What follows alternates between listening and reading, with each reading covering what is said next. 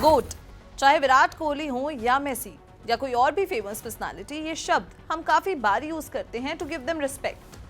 आज हम sports, history और पॉप कल्चर के सबसे वायरल और सबसे ज्यादा यूज होने वाले शब्द गोट यानी GOAT यानी कि ग्रेटेस्ट ऑफ ऑल टाइम की पूरी कहानी को समझेंगे।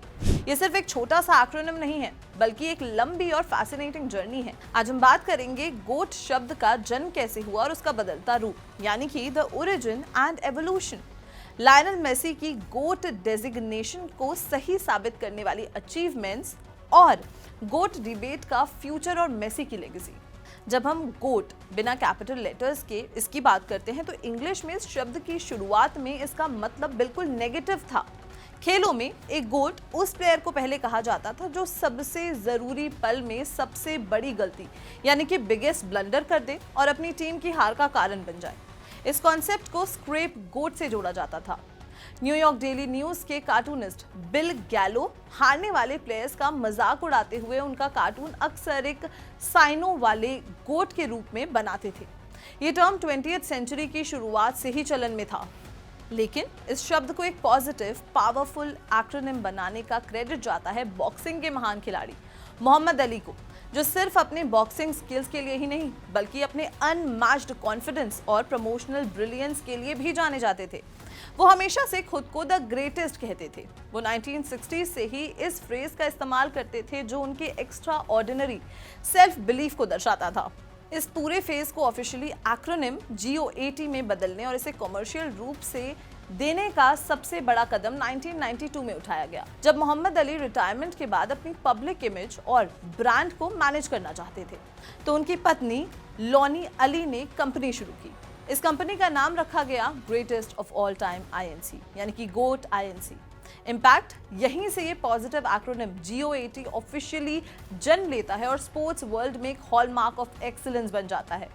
पॉप कल्चर में इस टर्म को घर घर तक पहुंचाने का श्रेय American wrapper LL Cool J को जाता है। 2000 में उन्होंने अपना एक एल्बम रिलीज किया जिसका टाइटल था GOAT यानी कि ग्रेटेस्ट ऑफ ऑल टाइम। इस एल्बम की सफलता के बाद ये टर्म सिर्फ बॉक्सिंग या स्पोर्ट्स तक सीमित नहीं रहा, बल्कि म्यूजिक, फैशन और जनरल पॉप कल्चर में भी इसे तेजी से फैलाया गया।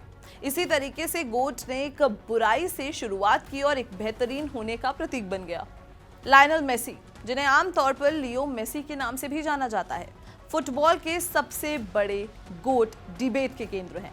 उनका मुख्य मुकाबला यानी कि जो मेन कंपटीशन है क्रिस्टियानो रोनाल्डो से रहा है। लेकिन 2022 वर्ल्ड कप की जीत के बाद कई एक्सपर्ट्स और फैंस मानते हैं कि मेसी ने इस डिबेट का अंत कर दिया है और ये टाइटल अपने नाम कर लिया है। गोट बनने के लिए कंसिस्टेंसी और इंडिविजुअल डोमिनेंस सबसे ज्यादा जरूरी है। मेसी के व्यक्तिगत अवार्ड्स की लिस्ट और खिलाड़ी से कहीं आगे है। सबसे पहले आता है 8 बैलन डॉर। उन्होंने रिकॉर्ड 8 बार बैलन डॉर यानी कि दुनिया के बेस्ट प्लेयर का अवार्ड जीता है।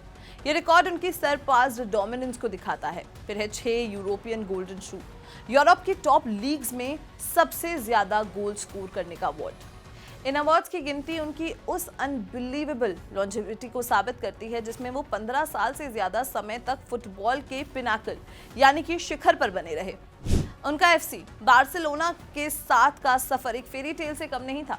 17 साल के करियर में उन्होंने क्लब को लगभग हर बड़ी ट्रॉफी जिताई।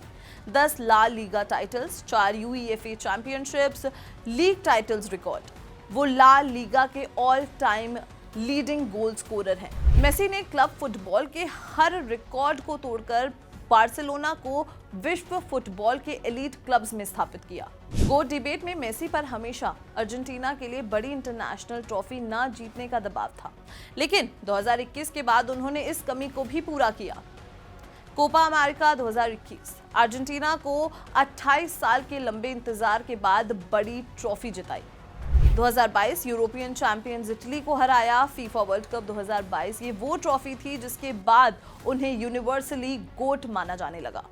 वर्ल्ड कप 2022 में उन्होंने गोल्डन बॉल टूर्नामेंट का बेस्ट प्लेयर जीता और अपनी टीम को फ्रंट से लीड किया। इस जीत ने उनके गोट क्लेम को अनडिनाएबल बना दिया, क्योंकि अब उनके पास जीतने लायक हर बड़ी क्लब और इंटरनेशनल ट्रॉफी है।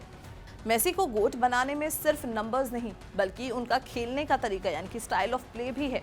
सबसे पहला है स्किल और इनोवेशन। उनकी ग्रेविटी डिफाइंग ड्रिबिंग, बॉल कंट्रोल और डिफेंसिव लाइंस को तोड़ने की विजन और क्रिएटिविटी अनपैरेलल है। क्रिटिक्स और फैंस उनकी टेक्निक को फुटबॉलिंग जीनियस कहते हैं। फिर है इम्पैक्ट।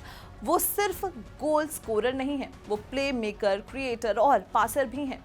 उनका फील्ड पर होना ही गेम का फ्लो बदल देता है। वर्ल्ड कप जीतने के बाद मेसी ने फुटबॉल हिस्ट्री में अपना स्थान पेले और माराडोना के साथ इमॉर्टल यानी कि अमर कर लिया है। उनकी विरासत यानी लेगेसी अब सिर्फ रिकॉर्ड्स तक सीमित नहीं है, नया मानक यानी कि न्यू बेंचमार्क। उन्होंने आने वाली जनरेशंस के लिए परफेक्शन का एक नया मानक यानी कि एक नया बेंचमार्क सेट कर दिया है। फिर है सॉफ्ट पावर। अर्जेंटीना के लिए वो एक नेशनल आइकॉन और ग्लोबल एम्बेसडर बन चुके हैं। गोट शब्द अब किसी एक प्लेयर के लिए नहीं बल्कि एरा की सफलता को डिफाइन करता है। जैसे basketball Michael Jordan, LeBron James, tennis में रॉजर फेडरर, फिर हैं राफेल नडाल, क्रिकेट में सचिन तेंदुलकर और विराट कोहली।